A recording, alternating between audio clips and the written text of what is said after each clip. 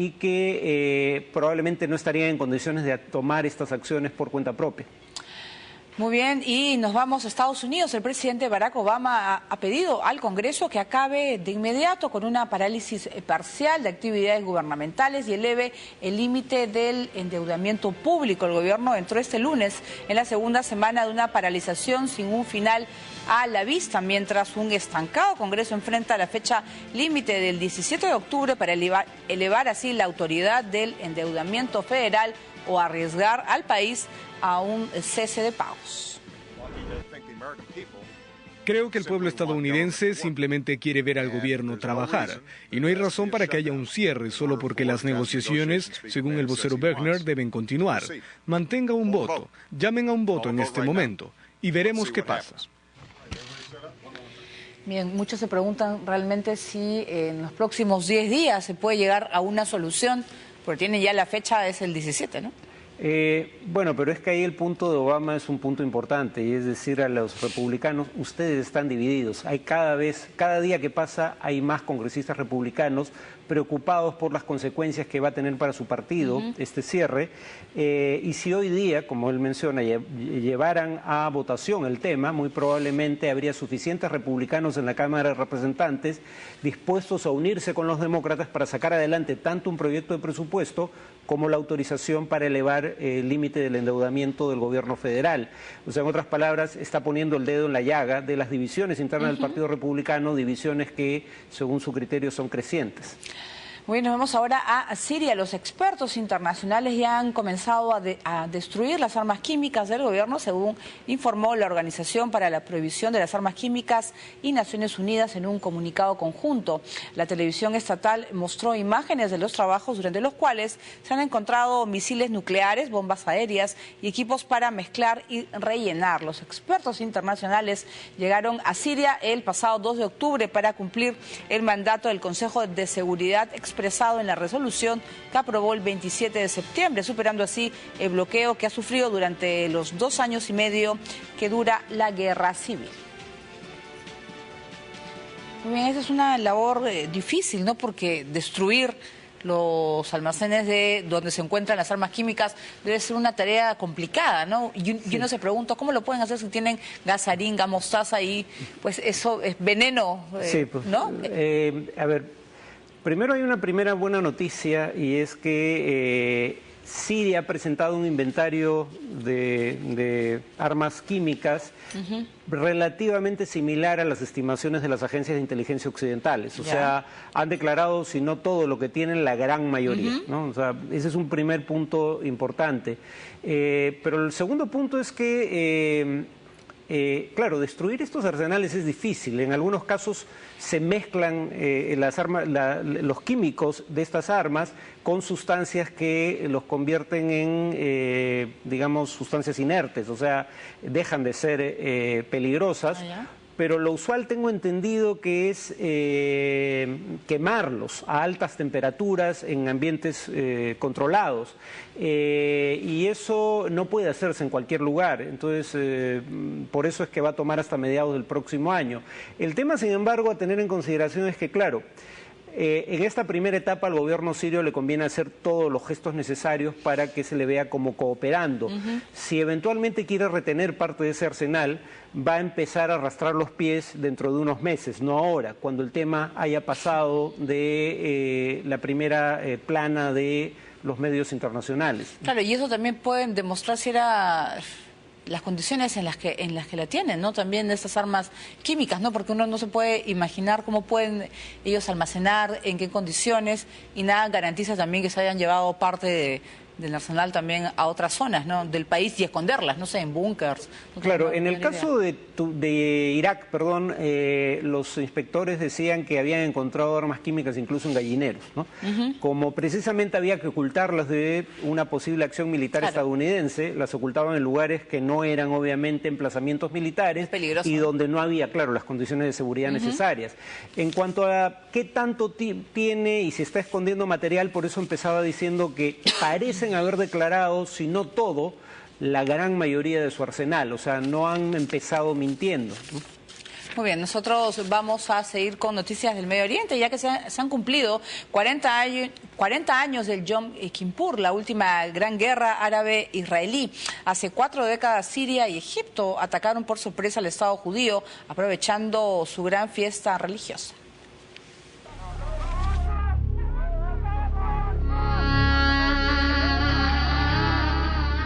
Altos del Golán, mediodía del 6 de octubre de 1973. El zumbido de los motores de los cazabombarderos MiG-17 sirios rompía sin previo aviso el silencio sepulcral que suele reinar en el Estado judío durante la solemne fiesta de Yom Kippur.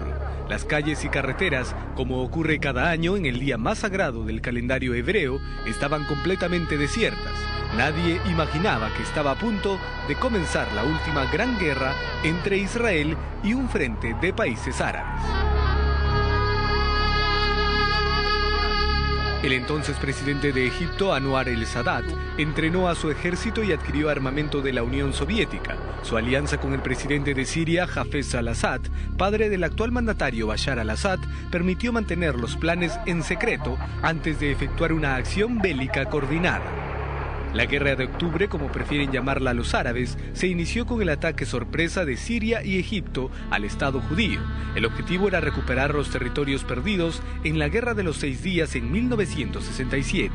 Aquella vez, Israel había conquistado la península del Sinaí, la Franja de Gaza, Cisjordania, los Altos del Golán y sobre todo Jerusalén. Era entonces el momento de recuperarlos y para ello consiguieron el respaldo de varios países árabes que enviaron tropas al frente de batalla. Esta guerra relámpago se alargó más de 2 semanas sin ningún resultado y murieron 13.500 soldados, de los cuales las bajas fueron más árabes. ¿Quién ganó la guerra? Egipto ganó la guerra. Israel ganó la guerra. Ambas partes por igual. Egipto recuperó su territorio. Y más importante, su orgullo. Su orgullo y el orgullo árabe. Gracias a estos primeros éxitos, Israel ganó el mayor logro político que podría haber imaginado: la paz con el mayor país árabe. Nada volvió a ser lo mismo en Medio Oriente tras la guerra de Yom Kippur. El conflicto puso de manifiesto la vulnerabilidad de Israel, cuyo líder en ese momento era la primera ministra Golda Meir. La misma decidió seguir la vía diplomática. En 1979 firmó el primer acuerdo de paz con un país árabe, Egipto. Israel abandonó el Sinaí por completo y devolvió su plena soberanía al país del Nilo. Este, por su parte, reconoció la existencia del Estado de Israel, convirtiéndose en el primer país del mundo árabe en hacerlo, lo que provocó el descontento de los demás países árabes. Bien, en las memorias publicadas por Henry Kissinger en 1982, dijo que esta guerra estuvo a punto de provocar un conflicto armado entre los Estados Unidos y la antigua Unión Soviética. Sí, porque ambos entraron decididamente en el conflicto en ayuda de sus respectivos aliados. Ajá. Estados Unidos apoyando a Israel, la Unión Soviética apoyando a Egipto y Siria. La paradoja es aquí que una vez terminada la guerra, el régimen egipcio rompió la alianza con la Unión Soviética. De hecho, eso ya venía ocurriendo desde antes.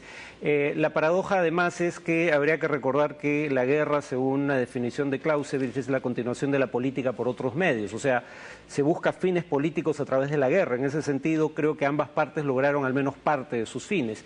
Israel no logró el fin de mantener su capacidad disuasiva, porque por primera vez no triunfó categóricamente una guerra contra Estados árabes, pero logró a cambio un acuerdo de paz que la libró de la tensión con el ejército árabe más poderoso de todos, que era el egipcio. Egipto, a su vez, el ejército egipcio recuperó su, digamos, orgullo institucional y recuperó el Estado egipcio de la península del Sinaí.